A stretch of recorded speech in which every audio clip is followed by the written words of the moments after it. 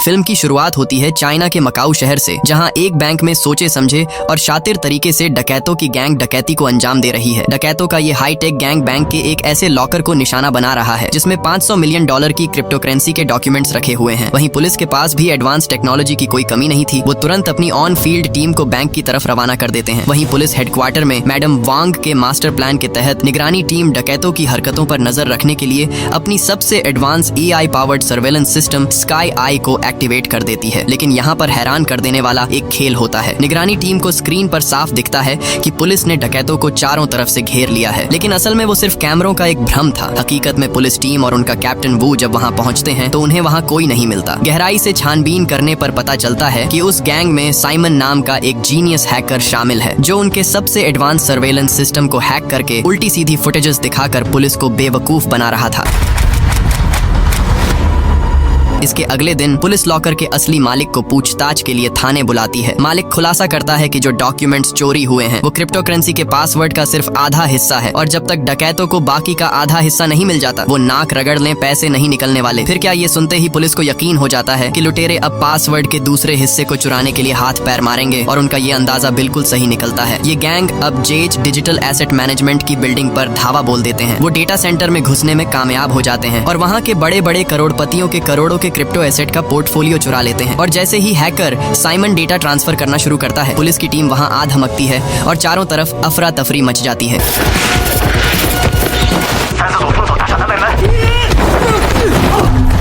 इस भगदड़ के बीच पुलिस टीम के कैप्टन वू को वो गैंग गन पॉइंट पर ले लेते हैं और मजबूरन पुलिस टीम को रुकना पड़ता है। लेकिन अंदर लिफ्ट में कैप्टन वू अकेले उन डकैतों पर टूट पड़ता है और एक बहुत ही जबरदस्त और खतरनाक फाइट होती है। लेकिन अफसोस कैप्टन वू उस गैंग से हार जाता है, और जैसे ही लिफ्ट बिल्डिंग की सबसे ऊपरी मंजिल पर पहुंचती है, डकैत पैराशूट खोलकर हवा में तैरते हुए वहां से फरार हो जाते हैं।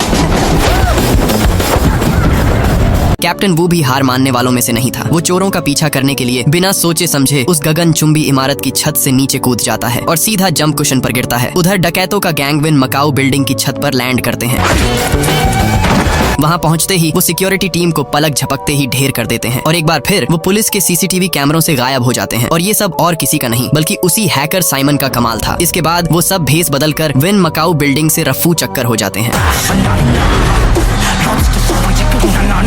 चोरों की इस चालाकी के आगे पुलिस का पूरा प्लान फेल हो जाता है और वो एक बार फिर इस बड़े गिरोह को पकड़ने में नाकाम रहते हैं। नतीजा ये होता है कि $500 मिलियन का मालिक गुस्से से लाल पीला हो जाता है और पुलिस को जमकर गालियां देता है और उन्हें निकम्मा और बेकार समझता है। इस करारी हार से पुलिस की इज्जत दांव पर लग जाती है, जिसके बाद कमिश्नर तुरंत एक इमरजेंसी मीटिंग बुलाते हैं। जब पुलिस के सारे आधुनिक रास्ते बंद हो जाते हैं तो वो मजबूरन अपने सबसे पुराने और लेजेंडरी डिटेक्टिव एक्सपर्ट वोंग को रिटायरमेंट से वापस बुलाने का फैसला करते हैं। वोंग ने अपने पूरे करियर में सैकड़ों बड़े मामलों को सुलझाया था, पर उनके गुजरे कल में एक ऐसा काला पन्ना भी था जिसका दर्द आज भी उनके सीने में चुभता है। दरअसल उनकी एक मामूली सी भूल ने उनके अपने ही एक पुलिस वाले दोस्त को मौत के घाट उतार दिया था। खैर अगले दिन 2 पुलिस वाले लियू और एक नौसिखिया टैलेंटेड लड़की क्यूगो को वोंग पर नजर रखने का काम सौंपा जाता है। क्यूगो पीछा करते हुए वोंग के पीछे पीछे एक रेस्टोरेंट तक पहुंच जाती है, लेकिन वोंग इतने शातिर खिलाड़ी थे कि वो तुरंत पकड़ लेते हैं कि कोई उनका पीछा कर रहा है। और यहाँ पर एक सच सामने आता है, ये कि क्यूगो उसी पुलिस वाले दोस्त की बेटी थी जिसे वोंग ने मिशन में खोया था। पकड़े जाने के बाद क्यूगो वोंग को सब कुछ बताती है कि कैसे कुछ डकैतों की टोली ने पुलिस की नाक में दम कर रखा है, जिन्हें पकड़ने और इस मिशन की कमान संभालने का क्यूगो उन्हें इनविटेशन देने आई है। इसके अगले दिन हमारे legend Wong Macau police station पहुंचते हैं और मैडम वांग और उनकी टीम से मिलते हैं, जहां उन्हें इस केस को लीड करने की रिक्वेस्ट की जाती है। जिसके बाद वोंग टीम की कमान संभालते हुए CCTV फुटेज की बारीकी से जांच करके उन चेहरों को ढूंढना शुरू कर देते हैं जो इस बड़ी डकैती का हिस्सा थे, और महज कुछ ही देर में वो उस शख्स को ढूंढ निकालने में कामयाब हो जाते हैं जिस पर इस पूरे गैंग का लीडर होने का शक था। तुरंत इस खोज को लेकर पुलिस हेडक्वार्टर में एक इमरजेंसी मीटिंग बुलाई जाती है। वोंग अंदाजा लगाते हैं कि ये खतरनाक मास्टरमाइंड कोई और नहीं बल्कि फुलॉन्ग है, एक रिटायर्ड स्पेशल फोर्स का कमांडो जो कभी एक बेहद गुप्त और एलीट टीम का हिस्सा हुआ करता था, लेकिन अब वो क्राइम की दुनिया में कदम रख चुका है, जिसे शैडो के नाम से जाना जाता है, क्योंकि वो हमेशा पुलिस के जाल से साए की तरह गायब हो जाता था। लेकिन साल 1999 के बाद से वो अचानक बिना कोई सुराग छोड़े पूरी दुनिया की नजरों से गायब हो गया था। शुरुआत में वोंग सुझाव देते हैं कि डकैतों पर नजर रखने के लिए ओल्ड टाउन इलाके में एक खुफिया जासूसी टीम भेजी जानी चाहिए। लेकिन तभी उन्हें पता चलता है कि पुलिस विभाग ने इंसानी जासूसों की उस टीम को बंद करके उसकी जगह AI को तैनात कर दिया है। मगर हकीकत सबके सामने थी। ये AI तकनीक चोरों को पकड़ने में पूरी तरह नाकाम साबित हुई थी। यही वजह थी कि मैडम वांग ने वोंग से अपनी एक स्पेशल टास्क फोर्स बनाने को कहा, क्योंकि कुछ भी हो जाए इंसान का दिमाग हमेशा AI से कई गुना ज्यादा समझदार और चालाक होता है। दूसरी तरफ अपने गुप्त ठिकाने पर शैडो अपने गैंग पर बुरी तरह भड़क रहा था। उसकी पूरी जिंदगी में ऐसा पहली बार हुआ था कि उसकी कोई तस्वीर या फुटेज पुलिस के CCTV कैमरे में कैद हो गई हो। वो गुस्से से पागल हो रहा था, क्योंकि अब उसकी और उसके पूरे गैंग की जान खतरे में थी। गुस्से में आकर वो हैकर साइमन को जान से मारने ही वाला था, लेकिन सही मौके पर साइमन के बड़े भाई सिवांग ने बीच में आकर साइमन की जान बचा ली और बाकी लोग शैडो को वहाँ से ले जाते हैं।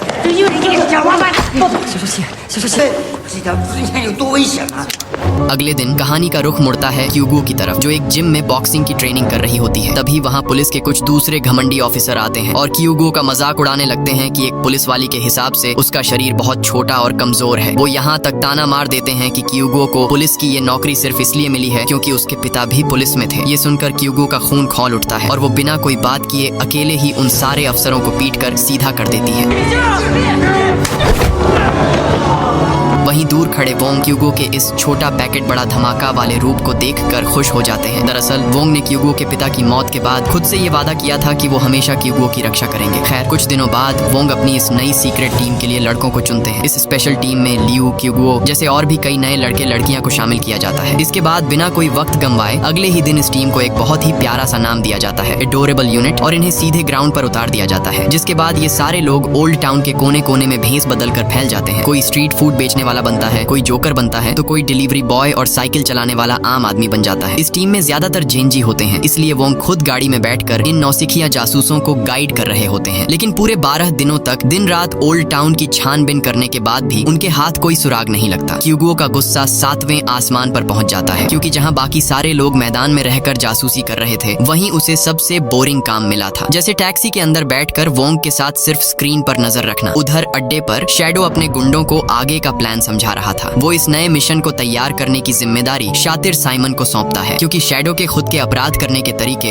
अब पुराने हो चुके थे। अपनी साजिश को अंजाम देने के लिए साइमन एक अनाथ आश्रम के अंदर छिपकर पूरी प्लानिंग कर रहा होता है। और यहाँ एक बड़ा और चौंकाने वाला सच सामने आता है कि शैडो के गैंग के ये जितने भी लड़के हैं वो सब इसी अनाथ आश्रम के बच्चे थे, जिन्हें शैडो ने पाला पोषा है। और यही वजह थी कि ये सब शैडो को अपना भगवान मानते थे और उसके हर खूंखार हुक्म को अपना फर्ज समझते थे। इधर मिशन के 15वें दिन क्यूगो जब बाजार में खाना खरीदने जाती है तो उसकी नजर एक सुनसान गली पर पड़ती है, जहां 3 गुंडे 2 लड़कियों के साथ बदतमीजी कर रहे थे। एक पुलिस वाली होने के नाते उसका जनता को बचाने का जज्बा तुरंत जाग उठता है। वोंग वायरलेस पर उसे बार बार रुकने और शांत रहने के लिए कहते हैं, लेकिन क्यूगो उनकी बात अनसुनी करके अकेले ही उन गुंडों पर टूट पड़ती है। मगर इस बार पासा उलटा पड़ जाता है। क्यूगो अकेले उन 3 भारी भरकम बदमाशों का सामना नहीं कर पाती और मुसीबत में फंस जाती है। खुशकिस्मती से इससे पहले कि कोई अनहोनी होती, वोंग सही समय पर वहां पहुंच जाते हैं और उन बदमाशों को धूल चटाकर क्यूगो को बचा लेते हैं। इसके बाद जैसे ही वो दोनों वापस अपनी गाड़ी में बैठते हैं, वोंग गुस्से से आग बबूला होकर क्यूगो को जमकर डांटते हैं। वो समझाते हैं कि भले ही वो कानून के रखवाले हैं, लेकिन इस सीक्रेट मिशन के दौरान ऐसी बेवकूफी करना भारी पड़ सकता था, क्योंकि इससे उनकी असली पहचान दुश्मनों के सामने आ सकती थी और पूरा मिशन तबाह हो सकता था। यहाँ वोंग एक बेहद भावुक और दर्दनाक कहानी सुनाते हैं कि आखिर वो क्यूगो पर इतना क्यों चिल्ला रहे हैं। वोंग बताते हैं कि सालों पहले उन्होंने भी ठीक ऐसी ही एक बचकानी गलती की थी। जब वो क्यूगो के पिता के साथ एक बहुत बड़े मिशन पर थे, तब वोंग ने एक बच्चे को किडनैप होने से बचाने के लिए बिना सोचे समझे बीच में छलांग लगा दी थी। सही समय पर सही फैसला न होने के कारण उनका जो असली टारगेट था, जो चीन का एक बहुत बड़ा माफिया था, उसे पता चल गया कि वोंग और उसके साथी असल में अंडरकवर पुलिस वाले हैं। अपनी पहचान उजागर होने की इसी भारी कीमत के रूप में क्यूगो के पिता को अपनी जान गंवानी पड़ी और दुश्मनों ने उन्हें बेरहमी से मार डाला। और यही उनकी जिंदगी का सबसे बड़ा पछतावा था, जिसका बोझ वो आज भी अपने सीने पर लेकर जी रहे हैं। वोंग के अतीत की ये दर्दनाक दास्तान वायरलेस के जरिए पूरी टीम सुन रही होती है, जिससे कुछ पलों के लिए सब भावुक हो जाते हैं। लेकिन तभी वोंग और क्यूगो की नजर बाजार में एक ऐसे शख्स पर पड़ती है जिसका हुलिया बिल्कुल शैडो से मिल रहा था। वोंग बिना एक पल गंवाए ये खबर पूरी टीम को देते हैं और हेडक्वार्टर से लेकर ऑन फील्ड टीम तक सब अलर्ट हो जाते हैं। जैसे ही टीम के बाकी लड़के बाजार की तरफ बढ़ते हैं, वोंग क्यूगो को समझा बुझाकर गाड़ी से नीचे उतरने को कहते हैं। वोंग अपनी टीम को इस तरह से आगे बढ़ाते हैं कि उस संदिग्ध शख्स का चेहरा कैमरे में साफ आ सके। इधर क्यूगो भी कमाल की एक्टिंग करती जाती है और टेबल के नीचे अपना झुमका ढूंढने का नाटक करने लगती है। और बस इसी पैंतरे से आखिरकार दुश्मन का चेहरा कैमरे में लॉक हो जाता है। इसके बाद क्यूगुओ शैडो का पीछा करते हुए एक बिल्डिंग की लिफ्ट में चढ़ जाती है और वहाँ की रहने वाली एक आम लड़की होने का नाटक करती है। लेकिन दोस्तों, शैडो कोई कच्चा खिलाड़ी नहीं था। उसे तुरंत क्यूगुओ पर शक हो जाता है और वो अपनी जेब से एक खतरनाक चाकू निकाल लेता है। लेकिन धन्य हो हमारे वोंग साहब का शातिर दिमाग, वो बड़े बड़े खतरनाक मुजरिमों के उस्ताद रह चुके थे। वो ऐन मौके पर लिफ्ट में घुसते हैं और खुद को क्यूगुओ का पिता बताकर उसकी जान बचा लेते हैं। फिर वोंग कुछ ऐसी बातें करते हैं कि शैडो का शक पूरी तरह से खत्म हो जाता है। यही नहीं, वोंग यहाँ अपना सड़ा हुए सेब वाला मास्टर स्ट्रोक खेलते हैं। दरअसल वोंग ने उस सेब के अंदर एक बेहद छोटा खुफिया कैमरा लगा रखा था, जिसकी मदद से निगरानी टीम को ये पता चल जाता है कि शैडो इस बिल्डिंग के कौन से फ्लैट में रहता है। दुश्मन का ठिकाना मिलते ही वोंग और क्यूगुओ उसी बिल्डिंग में एक कमरा किराए पर ले लेते हैं ताकि शैडो की हर हरकत पर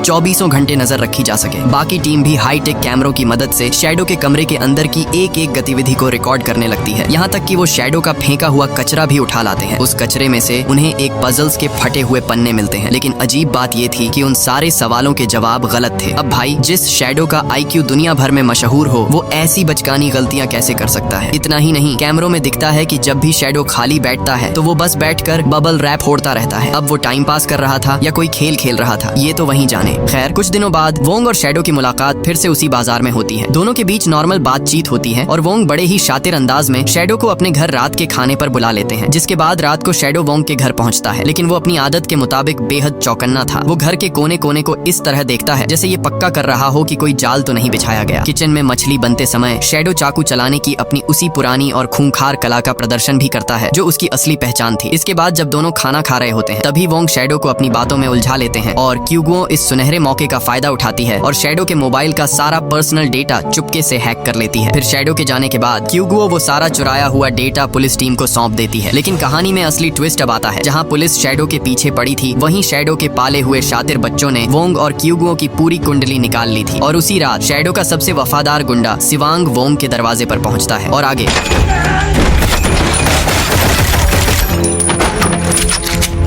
सिवांग किसी भी कीमत पर वोंग को मारना चाहता था, लेकिन वोंग भी किसी से कम नहीं थे। वो लगातार अपना बचाव करते हैं। इधर पुलिस की हाईटेक तकनीक हैकर साइमन के आगे घुटने टेक देती है, क्योंकि साइमन पुलिस के कैमरों को लाइव हैक करके पुरानी फुटेज चला देता है। हेडक्वार्टर में बैठे लियू को जब तक एहसास होता है कि स्क्रीन पर दिख रही लड़की क्यूगुओ नहीं है, तब तक असली क्यूगुओ खुद पुलिस स्टेशन पहुंच चुकी होती है। ये देखते ही कैप्टन वू समझ जाता है कि वोंग खतरे में है और वो तुरंत उनकी मदद के लिए भारी पुलिस बल रवाना कर देता है। उधर साइमन अपने भाई सिवांग को फोन पर वार्निंग देता है कि पुलिस आ रही है, जिसके बाद सिवांग वहाँ से दुम दबाकर भाग निकलता है। अगली रात एडोरेबल यूनिट और भी ज्यादा आक्रामक होकर शैडो पर नजर रखने लगती है। तभी वो लोग शैडो को एक टैक्सी में बैठकर निकलता हुए देखते हैं, जिसके बाद पुलिस टीम तुरंत उस टैक्सी ड्राइवर का चेहरा स्कैन करके उसकी पहचान निकालने में जुट जाती है। लेकिन स्क्रीन पर दिख रहा था कि शैडो की टैक्सी किसी और तरफ नहीं, बल्कि सीधे पुलिस हेडक्वार्टर की तरफ ही बढ़ रही है। और आखिर वो खुद पुलिस के जाल में क्यों आ रहा था? इधर वोंग के दिमाग की बत्ती जलती है। उन्हें अचानक एहसास होता है कि शैडो का वो बबल रैप फोड़ना और पजल्स के सवालों के गलत जवाब देना कोई पागलपन नहीं, बल्कि एक बहुत बड़ा सीक्रेट कोड था। लेकिन इससे पहले कि वोंग ये बात अपनी टीम को वायरलेस पर बता पाते, अचानक हाँ, एक तेज रफ्तार गाड़ी वोंग और क्यूगुओ की कार को सीधे पुलिस स्टेशन के मुख्य दरवाजे के ठीक सामने टक्कर मार देती है और अगले ही पल भाड़े के हथियारों का एक पूरा खूंखार ग्रुप एडवांस हथियारों के साथ मकाऊ पुलिस स्टेशन के भीतर अंधाधुंध गोलियां बरसाते हुए घुस जाता है और चारों तरफ सिर्फ लाशें और बारूद का धुआं फैल जाता है। अंधाधुंध गोलीबारी के उस खौफनाक मंजर के बीच जैसे ही वोंग को होश आता है, वो तुरंत क्यूगुओ की मदद के लिए खड़े होते हैं। इसी अफरा तफरी के बीच वोंग को एक मौका मिल जाता है और वो क्यूगुओ को उस बबल रैप और पजल्स का असली सच बताते हैं। दरअसल वो कोई साधारण चीजें नहीं थीं, बल्कि एक बेहद गुप्त कोड थे, जिसके जरिए शैडो अपनी टीम के साथ खुफिया तरीके से बातचीत करता था। दूसरी तरफ पुलिस को चकमा देकर शैडो और सिवांग सीधे अनाथ आश्रम पहुंच जाते हैं, लेकिन उन्हें इस बात की भनक तक नहीं थी कि पुलिस के 2 जांबाज अफसर चुपके से उनके पीछे पीछे वहां तक पहुंच चुके हैं। इधर हालात तब और गंभीर हो जाती है जब पुलिस हेडक्वार्टर के मॉनिटरिंग रूम की बत्ती अचानक पूरी तरह गुल हो जाती है। उधर अनाथ आश्रम में शैडो जैसे ही साइमन से मिलने आगे बढ़ता है, दर्जनों हथियारबंद गुंडे उसे चारों तरफ से घेर लेते हैं। इसके बाद अकेले शैडो और उन हमलावरों के बीच एक बेहद खूनी और खतरनाक जंग छिड़ जाती है। ठीक उसी वक्त पुलिस स्टेशन में हमारे लेजेंड वोंग भी भाड़े के हथियारों के उस पूरे गैंग का अकेले सामना कर रहे होते हैं। और जैसा कि हम सबको उम्मीद था, वोंग अपनी लाजवाब फाइटिंग स्किल्स के दम पर उन सभी एडवांस हथियारों से लैस हमलावरों को अकेले ही ढेर कर देते हैं। वहीं अनाथ आश्रम में शैडो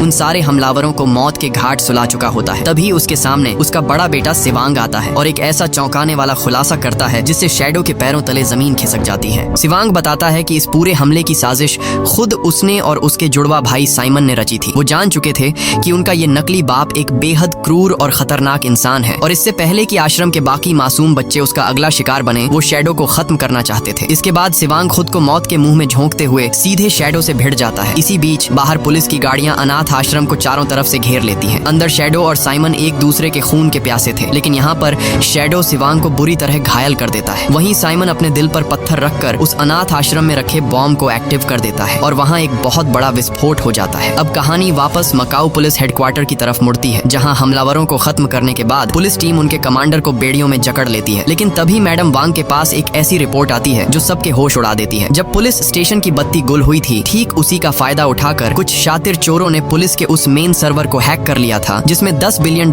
के क्रिप्टो एसेट रखे हुए थे। वो इतने चालाक थे कि पुलिस स्टेशन के अंदर घुसने के लिए उन्होंने पुलिस टीम की वर्दी तक का इस्तेमाल किया था, लेकिन खुशकिस्मती से बिना पासकोड के वो पैसे नहीं निकाले जा सकते थे। यानी वो विशाल धनराशि अभी भी पूरी तरह सुरक्षित थी। और अंदाजा लगाइए वो घुसपैठिए कौन थे। जी हाँ, वो साइमन और उसकी हाईटेक चोरों की टोली थी। गाड़ी से भागते हुए साइमन आश्रम के बाकी लड़कों को भी चेतावनी देता है कि जिस इंसान को वो आज तक अपना मसीहा और हीरो समझते आए हैं, वो असल में एक आस्तीन का सांप है। शैडो ने इतनी चालाकी से जाल बुना था कि पुलिस असली मास्टरमाइंड के बजाय सीधे साइमन और उसकी टीम के पीछे पड़ जाए। सीन बदलता है और हम वापस अनाथ आश्रम के उसी तबाह हो चुके मलबे को देखते हैं। बम धमाकों की उस भयंकर तबाही के बीच राख के ढेर से शैडो तो जिंदा बाहर निकल आता है, लेकिन उसका सबसे चहेता बेटा सिवांग इस जंग में मारा जाता है। तभी कैप्टन वू अपनी पूरी फोर्स के साथ वहां पहुंचता है और शैडो को चारों तरफ से घेर कर सरेंडर करने के लिए कहता है, लेकिन खुद को कानून के हवाले करने से पहले वो कहता है कि वो उन्हें विन मकाऊ बिल्डिंग में कुछ ऐसा दिखाना चाहता है जो सबके होश उड़ा देगा। इधर वोंग और उनकी टीम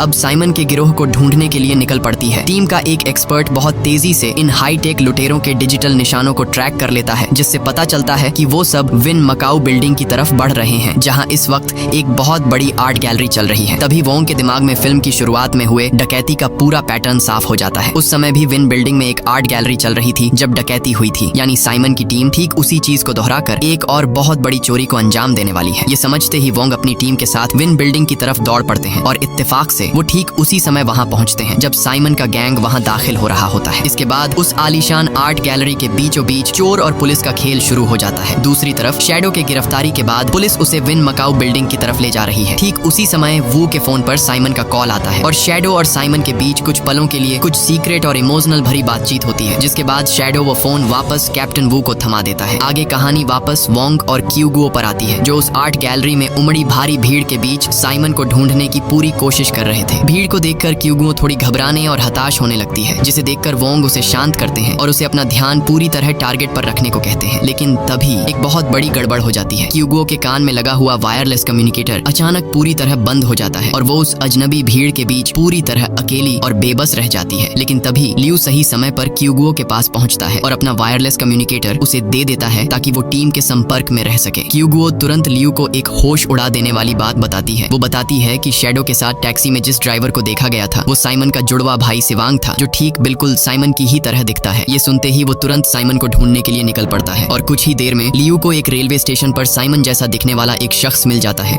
लेकिन जैसे ही लियू उसे पकड़ने के लिए आगे बढ़ता है, तभी पीछे से एक अनजान शख्स उस पर जानलेवा हमला कर साइमन की तरफ बढ़ता है।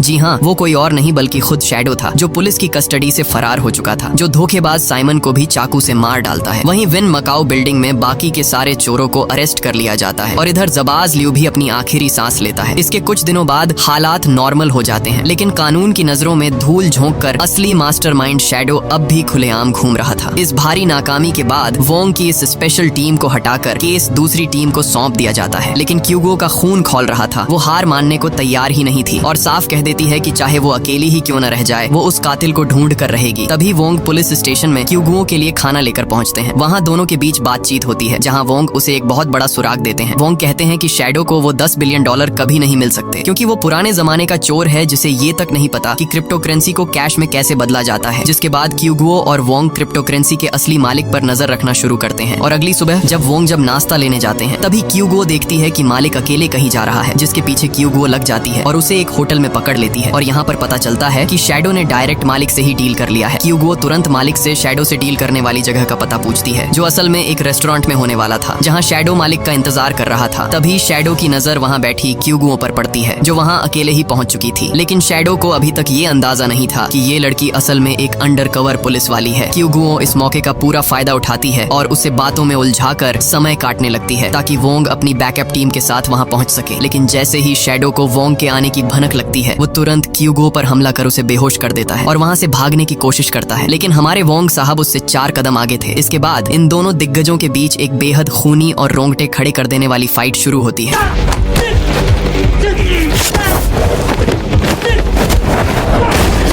लेकिन जैसा कि हम जानते हैं, शैडो भी पहले एलिट टीम का खूंखार सैनिक था, इसलिए वो वोंग पर भारी पड़ रहा था। हालांकि वोंग ने भी उसे काफी घायल कर दिया था, लेकिन वोंग में अब उस शातिर का पीछा करने की हिम्मत नहीं बची थी। लेकिन सही समय पर क्यूगो होश में आ जाती है और वोंग आखिरी उम्मीद के रूप में कमान क्यूगो के हाथों में सौंप देते हैं। वोंग की दी हुई ट्रेनिंग और अपने जासूसी इंस्टिंक्ट के दम पर क्यूगो बहुत तेजी से शैडो के भागने के रास्ते को ट्रैक कर लेती है। वो तुरंत पूरी पुलिस फोर्स को वायरलेस पर बता देती है कि शहर के सभी एग्जिट पॉइंट को पूरी तरह सील कर दिया जाए। क्यूगो की इस सटीक प्लानिंग के कारण शैडो अब चारों तरफ से पुलिस के चक्रव्यूह में फंस जाता है। खुद को घिरा देखकर वो बौखला जाता है और क्यूगो पर आखिरी जानलेवा हमला करता है। लेकिन भाई साहब, इस बार क्यूगो कोई कसर नहीं छोड़ती। वो पलक झपकते ही उस खूंखार हत्यारे को उठाकर पटक देती है और उसे धूल चटा देती है। वोंग मुस्कुराते हुए क्यूगो के हाथ में हथकड़ी थमाते हैं, जो इस बात का सबूत था कि क्यूगो ने अपने पिता की मौत का बदला ले लिया है और इस नामुमकिन मिशन को जीत लिया है। 报告指挥中心。